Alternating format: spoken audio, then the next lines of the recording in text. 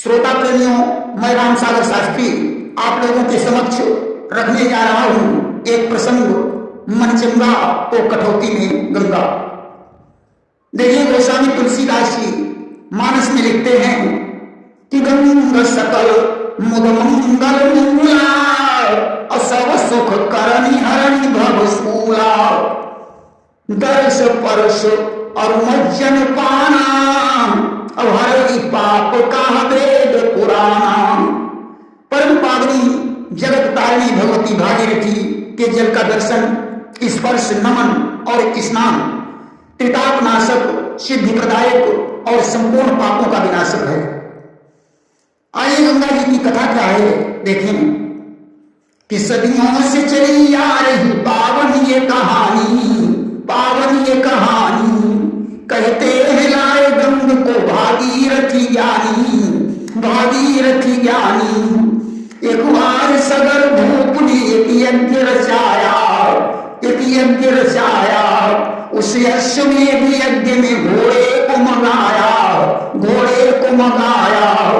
घोड़ा चुरा लिया तभी सुरपाल ने आके, सुरपाल ने आके लोमस ऋषि के पास में बांधा उसे जाके, बांधा उसे जाके। पुत्रों ने छानबीन की पाया नहीं घोड़ा, पाया नहीं घोड़ा। त्रैलोक में ढूंढा नजर आया नहीं घोड़ा, आया नहीं घोड़ा। खोदी जो है जमीन तो आश्रम नजर आया, आश्रम नजर आया। ध्यानस्थ उनके पास में घोड़ा बना पाया, घोड़ा बना पाया। मारी किसी ने लात तो द्रगमुनि के खुल गए, द्रगमुनि के खुल गए। मुनिवर के क्रोध से वही नपलाल जल गए, नपलाल जल गए। फिर भागीरथ के तप से ब्रह्मा विष्णु झुक गए, ब्रह्मा विष्णु झुक गए। इस तौर गंगा लाने में वे सफल हो गए, वे सफल हो गए। सदियों से चली आ रही पावन ये कहानी। कहते हैं लाए गंग को भागीरथी ज्ञानी। सगर के जब 60,000 पुत्र कपिल मुनि की दृष्टि से भस्म हो गए तो उनका उद्धार करने के लिए भगीरथ ने कठोर तपस्या की और वे गंगा जी को लाने में सफल हो गए। एक बार गंगा स्नान का पर्व था। हमारी माताएं बहनें श्रद्धा स्वरूपा हैं, सबसे अधिक भीड़ इनकी होती है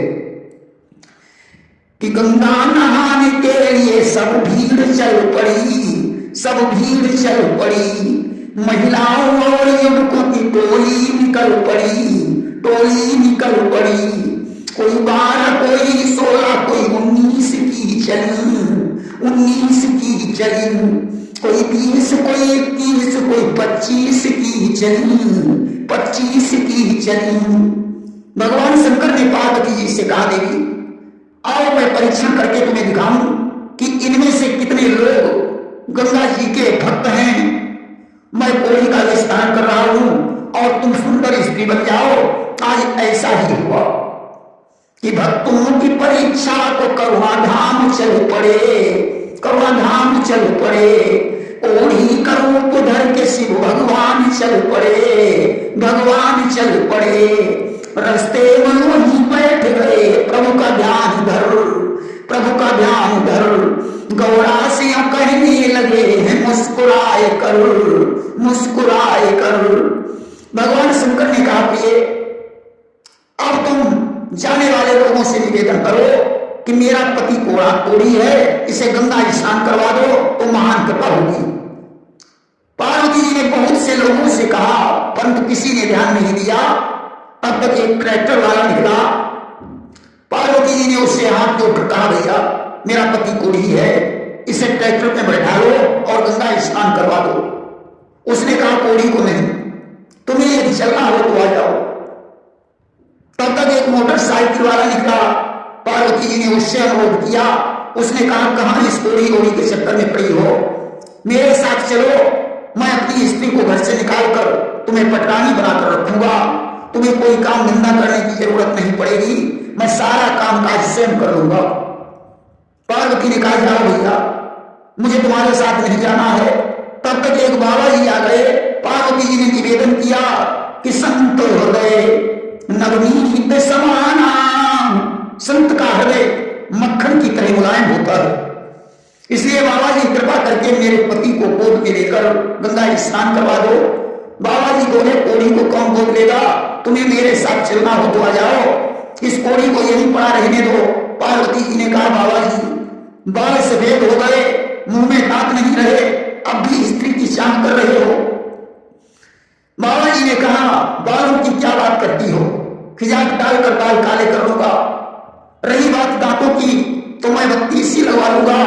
पार्वती जी ने कहा धन्य है बाबा जी, जब तुम्हारा मन इतना गंदा है तो गंगा नहाने से क्या होगा, कि गंगा नहाया प्रेम से पर मन तो मैला ही रहा, मन मैल कर धोया नहीं, गंगा नहाए क्या हुआ।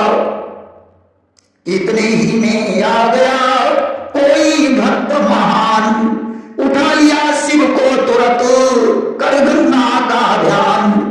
उसी समय कोई महान भक्त आ गया, उसने गंगा जी का ध्यान किया और शिव को अपनी गोद में उठा लिया कि छूते ही भगवान ने बदल दिया निज रूप, देखा उसने खड़े हैं महादेव स्वरूप। आज भगवान शंकर के दर्शन करके वह भक्त खुशी से झूमने लगा कि गिरिजा शिव के दर्शन करके झूमने लगा है वह सुख से। जय गंगाधर जय लीलाधर जय गिरिजावर निकला मुख से। जय शिव शंकर जय गंगाधर जय गिरिजापति, ऐसे शब्दों का उच्चारण वह भक्त बार बार कर रहा था कि देखकर ऐसे भक्त को भक्ति का वरदान, गिरियायत गिरिनाथ भी हो गए अंतर ध्यान।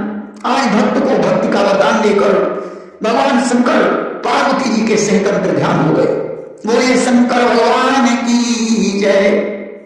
आइए अब हम आप लोगों को मेले की तरफ ले चलें कि कब कथा भागवत हो रही है, कब संतन सभा जुड़ी न्यारी, कोई लगा है पूजन अर्चन में, कोई ताक रहा सुंदर नारी, कोई पेड़ा बर्फी बेच रहा, कंपनी जलेबी रसवाई, कोई घर वाले को ढूंढ रही, कोई खोज रहे हैं घरवारी, कहूं लगे हैं झंडा पंडन के, कहूं भजन कीर्तन है जारी, कोई हंसता है कोई रोता है, कोई देता है काहू पुकारी। कहीं कथा हो रही है, कहीं भजन कीर्तन हो रहे हैं, कोई घरवाले को ढूंढ रही है, कोई अपनी घरवाली को खोज रहा है, कोई पूजा अर्चना में लगा है, कोई सुंदर स्त्री को देख रहा है, कोई हंस रहा है, कोई रो रहा है, कोई किसी के साथ झगड़ा कर रहा है। गंगा नहाने के लिए एक बूढ़ी काकी भी रामकली की मम्मी के साथ आई हुई थी। वे अपनी पड़ोसन के यहां से सोने के कंगन मांग कर लाई थी। आज गंगा नहाने गई, सर्वप्रथम गंगा जी की वंदना करने लगी कि द्वारे तिहारे बड़ी भीड़ हो मेरी गंगा मैया, द्वारे तिहारे बड़ी भीड़ हो मेरी गंगा मैया, कि मैया तुम्हारे मैं तो करती रजिया, लल्ला को लल्ला दे बड़ी मेरी गंगा मैया, द्वारे तिहारे बड़ी भीड़ हो मेरी गंगा मैया। ये नहीं कह रही है कि हे गंगा मैया हमारा उद्धार करो, कह रही है हे गंगा मैया हमारे लल्ला के एक लल्ला और हो जाए।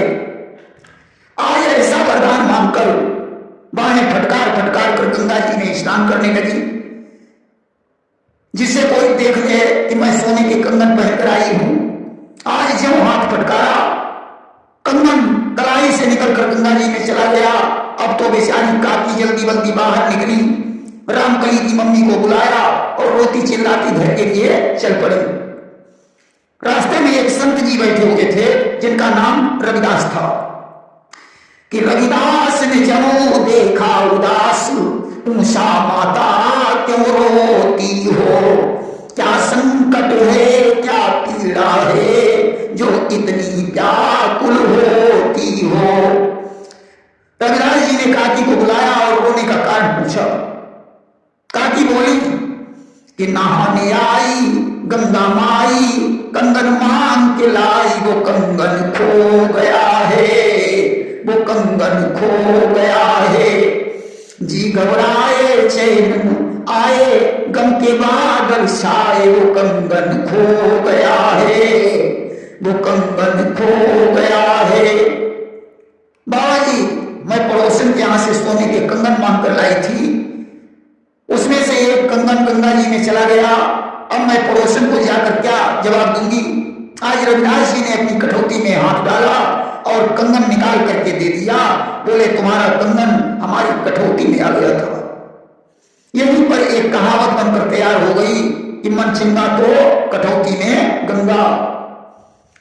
ये बस यही कहावत एक बनी, देखो जब अपना मन चंगा, तब नहीं जरूरत गंगा की, खुद काट कठौती में गंगा।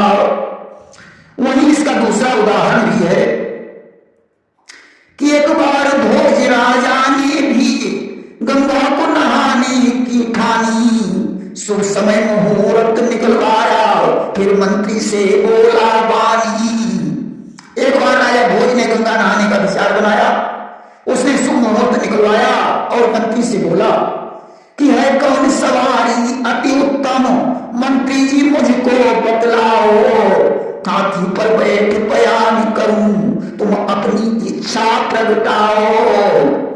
मंत्री जी, गंगा स्नान के लिए कौन सी सवारी उत्तम रहेगी? क्या हाथी पर बैठकर चला जाए? मंत्री बोले हाँ महाराज, अति उत्तम यही सवारी है, लंबा चौड़ा जानवर यही, अब चाल बड़ी मतवारी है। मंत्री ने कहा महाराज, हाथी बड़ा लंबा चौड़ा जानवर है, इंद्राणी देवता भी हाथी पर बैठकर चलते हैं। राजा बोले मंत्री जी, हाथी से चलना ठीक नहीं, या झूम झूम के चलता है, बरसों में पहुंचना ठीक नहीं। राजा ने कहा मंत्री जी, हाथी झूम झूम करके चलता है, पहुंचने में बड़ा लंबा समय लग जाएगा। मंत्री बोला हाँ महाराज, हाथी एक सुस्त जानवर है, या नहीं पसंद मुझे आया, यद्यपि यह पशु दिलावर है। मंत्री ने कहा महाराज, हाथी बहुत सुस्त जानवर है, या मुझे भी पसंद नहीं है। राजा ने कहा तो ऊंट चुने। राजा ने कहा मंत्री जी, ऊंट कैसा रहेगा? मंत्री बोले है बात भली। मंत्री ने कहा महाराज, ऊंट ही रखो कि यह एक दिवस में पहुंचेगा, हे महाराज कोसों की गली, यह एक दिन में सैकड़ों कोस की दूरी तय कर लेगा। राजा बोले नहीं ऊंट भला, उसके पीठी पर है कुंवर, बैठे बैठे मर जाऊंगा, हो जाएगा चलना दूभर। राजा ने कहा ऊंट की पीठ पर कुंवर होता है, उस पर बैठने से बड़ा कष्ट होगा। मंत्री बोले रहने भी तो, ये है गधे से भी बदतर, फिर बहुत बलबलाता भी है, गुस्सा आएगा सुन सुन कर। मंत्री ने कहा ऊंट गधे से भी बेकार, बहुत बलबलाएगा, जिसे सुनकर गुस्सा आ जाएगा। राजा ने कहा ऐसा करो, घोड़ा रखो। राजा बोले घोड़ा रखो। मंत्री बोले हाँ रखो, यही वीरों की यही सवारी है, इससे अच्छी कोई और नहीं। मंत्री ने कहा महाराज, घोड़ा तो वीरों की सवारी है, इससे अच्छी और सवारी क्या हो सकती है? राजा बोले मंत्री जी, घोड़े से चलना ठीक नहीं रहेगा। कि राजा बोले ये ठीक नहीं। मंत्री जी बोले जचा नहीं, कब खानी खंडक में डाले, इसका भी कोई पता नहीं। मंत्री ने कहा महाराज, घोड़े का क्या भरोसा, कब खानी खंडक में गिरा दे। राजा बोले मंत्री कहिए, पालकी सवारी कैसी है? राजा ने कहा मंत्री जी, पालकी कैसी रहेगी? मंत्री बोले बस महाराज, राजा की सवारी जैसी है। मंत्री ने कहा महाराज, बड़े बड़े राजा महाराजा पालकी पर बैठकर यात्रा करते थे। राजा बोले यह ठीक नहीं, सब लोग देख मुस्काएंगे, राजा ने कहा मंत्री जी पालकी में बैठने से लोग हंसेंगे। मंत्री बोले हाँ महाराज मुर्दे की नाई जाएंगे। मंत्री ने कहा हाँ महाराज आप उसमें बैठकर मुर्दे की तरह यात्रा करेंगे, क्योंकि आदमी जब मरता है तो 4 लोग कंधा देते हैं, पालकी में भी 4 लोग कंधा लगा लेंगे। तो राजा बोले हे मंत्री जी जब कोई सवारी जची नहीं मत चलो नहाने गंगा को, बैठकर नहा लो यही कहीं। राजा ने कहा जब कोई सवारी जची नहीं तो गंगा नहाने का विचार छोड़ दिया जाए, यही कहीं स्नान कर लिया जाए। मंत्री बोले हाँ महाराज देखो जब अपना मन चंगा तब नहीं जरूरत गंगा की, खुद काट कटौती में गंगा। मंत्री ने कहा महाराज जब अपना मन चंगा तो कटौती में भी गंगा के दर्शन हो जाते हैं, इसीलिए कहा गया है कि मन चंगा तो कटौती में गंगा। प्रेम से बोलिए गंगा मैया की जय।